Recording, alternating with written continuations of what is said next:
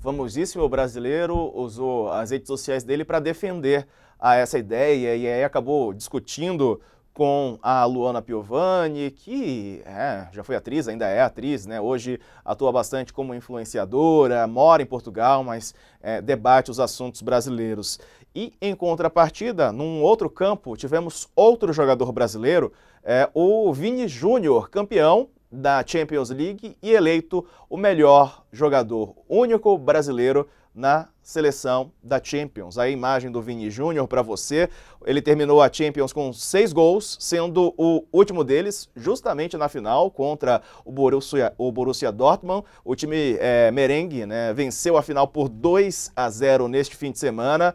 E, portanto, o Vini Júnior estava na seleção, representando o melhor jogador destaque, né, na Champions League, ganhando o noticiário, além de ser um dos destaques da causa racial no futebol também, da luta antirracista. Ele já foi alvo várias vezes de atos racistas ao atuar pelo Real Madrid e virou um líder no combate ao racismo, não só no futebol, mas também no futebol e fora dele. Vamos chamar a Mili Lacombe, que está aqui com a gente, além do Sakamoto, para a gente conversar um pouco sobre esse assunto, o papel vou colocar ídolo entre aspas, né, ô Mili, porque enquanto a gente vê o Neymar debatendo este tipo de assunto na internet, a gente vê o Cristiano Ronaldo bastante infeliz com o resultado de um jogo, o Vini Júnior batalhando por causas e vencendo dentro de campo.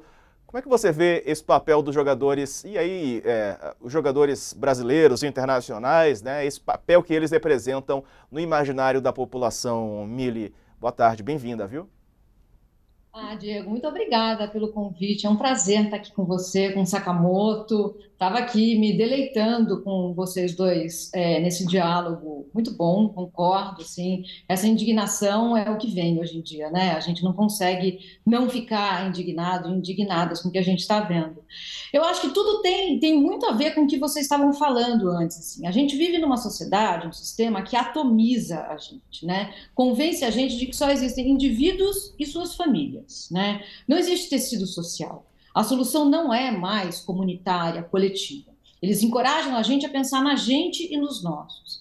Então a gente vê dois jogadores, dois craques em rota de colisão, não entre eles, porque eles são amigos, mas na sociedade. A gente vê o Neymar atuando por ele e pelos dele, e o Vini, que foi arrastado para uma luta que, obviamente, ele não queria, porque nenhum de nós quer lutar essa luta, né? A gente gostaria muito de só viver em paz, mas não dá. O Vini foi chamado e não se acanhou. Ele não precisaria, tá? O Vini não precisaria lutar essa luta. O Vini já fez muito. Ele já sobreviveu a um contexto de infância periférica. O Brasil mata seus jovens negros, principalmente homens, no ritmo de uma guerra. O Vini já é um sobrevivente. Ele já fez o que ele tinha que fazer, sabe? Ele poderia simplesmente seguir a vida dele. Mas ele foi arrastado para essa luta e ele falou: tá bom, eu vou em nome dos demais, eu vou em nome dos que, como eu, não tiveram a sorte que eu tive. E ele está lá, encampando essa luta. Aí a gente vê o Neymar, né, que também vem de um contexto periférico, também é um homem negro, mas você vê o Neymar se colocando radicalmente ao lado desse extremismo, dessa coisa individualizada. Essas imagens que a gente está vendo, ele abriu a câmera e ele falou coisas muito violentas contra a Luana, muito violentas. Mas não é só isso, né? Ele apoiou abertamente um candidato que defende tortura e torturador, um candidato que defende estupro, chama estupro de elogio.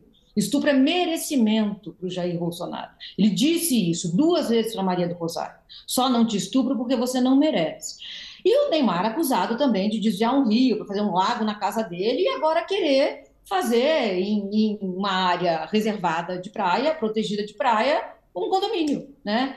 Então é complicado, é complicado. A gente vê dois jovens. Será que eu travei? Não.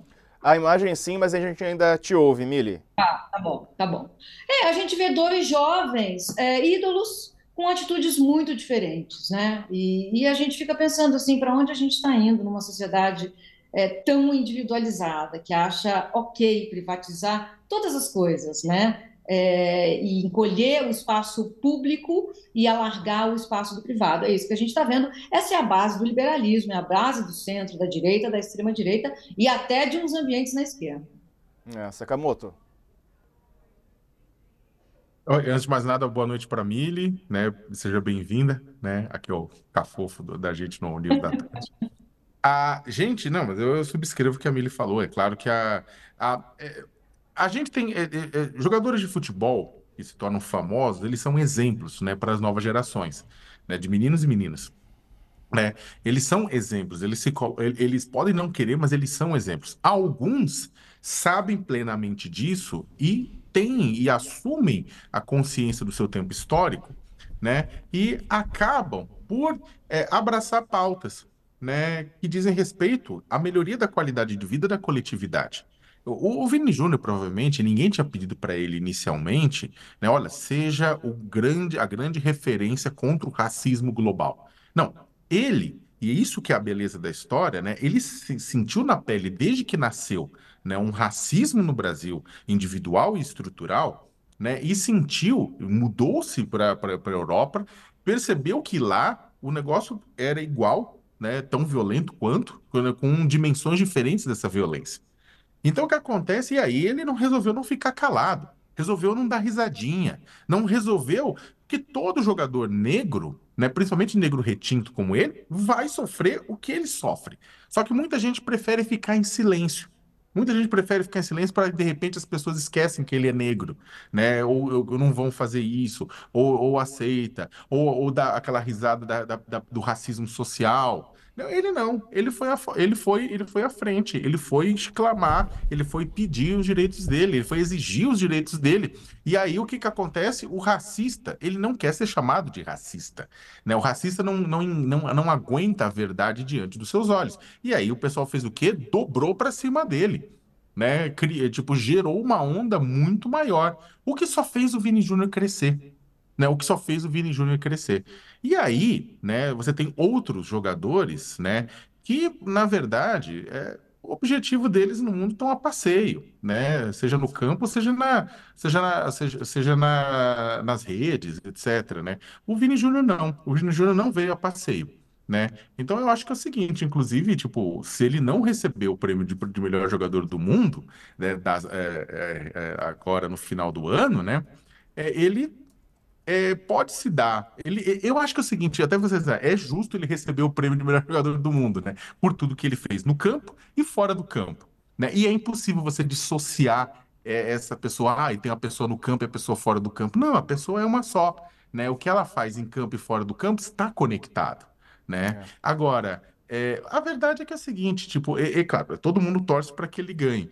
Agora, mesmo se ele não ganhar, a gente já sabe quem é o grande jogador do mundo e o melhor jogador brasileiro dessa geração. É É, ele. ô Milha, a gente vê muitas vezes também jogadores propagando sua fé, né? Muitos deles são evangélicos, a gente vê eles propagando a sua fé. O Paulinho, que é do Candomblé, propaga a fé dele, defende a fé dele também, é contra a intolerância religiosa. O Vini Júnior tem uma pauta racial, né? Como disse aí o Sakamoto, não que ele tenha essa necessidade, mas ele abraçou essa causa, e você também disse isso, Mili. E o Neymar parece que ele parou, né? Ele parou realmente de jogar, de pensar o futebol e as ideias que ele traz, que ele defende ultimamente, é, muito controversas. Aí eu vou usar uma palavra leve. O Neymar já virou um ex-jogador, virou um influencer, um influenciador das redes sociais, ou Mili? É assim que ele se comporta, né? Eu acho que a gente pode responder tranquilamente sim a essa pergunta. Ele hoje se comporta como uma celebridade. Festas, hoje, aliás, eu acho que ele está dando uma festa, fazendo um leilão, alguma coisa assim, e abrir a câmera para xingar imediatamente quem alguma vez criticou ele, uma mínima crítica, assim, ele arrumou encrenca com a Nath Finanças, gente. A Nath Finanças é uma mulher maravilhosa, uma economista, especialista em pessoas de baixa renda, ensina a economia para pessoas de baixa renda. Ele conseguiu tretar com a Nath Finanças, assim. O Neymar, ele tem dois talentos na vida: para driblar e para dar opinião equivocada a respeito de todas as coisas. E ele está nessa toada Neymar S.A., é ele por ele. E é um comportamento tão individualizado que isso se reflete taticamente. Eu, por exemplo, acho que o Neymar nunca foi o melhor jogador do mundo, embora tenha talento para isso, porque mesmo dentro de campo é ele por ele. Taticamente, ele não entendeu a coletividade do futebol. Como o Vini, por exemplo, entendeu? E tantos outros jogadores, o Richarlison, a gente pode falar de vários jogadores que entendem o que é estar num time. O Neymar não sabe jogar num time. É ele por ele. E as opiniões dele, parece que é um menino preso num corpo de um homem, né? É uma coisa, é uma masculinidade infantilizada, uma masculinidade frágil, uma masculinidade tóxica, que precisa reagir a tudo a todo instante, como se o mundo fosse um playground dele. Ele fica lá, é gamer também, né? Além de influenciador de celebridade, ele é gamer, ele joga e, enfim, ele tem amigos que são caras bacanas, como o Casimiro, né? Apresentador, e o Vini, e tantos, o Richardson. Quem sabe, eu confio na transformação das pessoas. Quem sabe um dia ele se transforme? Porque, assim, tem três coisas na vida que, se a gente compartilha, elas aumentam: fogo, consciência e amor. São as únicas três coisas que, uma vez compartilhadas, você multiplica. Quem sabe um dia esse menino preso no corpo de um homem acorde para a vida e possa ajudar a nos resgatar, seja verdadeiramente um herói e não só uma celebridade. Olha, eu já gostei muito do Neymar, viu? Já admirei muito o Neymar, mas aí os anos foram passando e, infelizmente, e digo isso com uma tristeza no coração, né? Fui desgostando aos poucos. Ainda o sigo nas redes sociais por achar que ele é uma representação importante do Brasil, mas com essas ressalvas todas que a gente está fazendo aqui, o que é muito triste, né, Mili? Porque foi um jovem que a gente viu virar homem no sentido de idade, né? Mas aí as atitudes, infelizmente, pesam. Sim, eu me emocionei muito vendo ele jogar pela primeira vez aos 14 anos. Eu estava no campo do Nacional, em São Paulo. Eu chorei, eu estava trabalhando para o Sport TV. Quando ele entrou e começou a tocar na bola, eu realmente chorei, porque eu estava muito interessada em ver o menino, que todo mundo falava, e era evidente que ele era um fora de série. Era evidente que ele ia ser um gênio. Era evidente que eu estava testemunhando ali alguma coisa extraordinária, feita da mesma força que acendeu as estrelas, sabe? Essa sensação que eu tinha. E eu realmente chorei, eu chorei ao vivo. E aí você imagina a minha decepção, né? Porque se ele pelo menos só passasse de jogador, mas não, ele resolveu não fazer só isso. Ele apoia o extremismo, ele apoia as coisas erradas, ele é abertamente machista e misógino nas opiniões dele.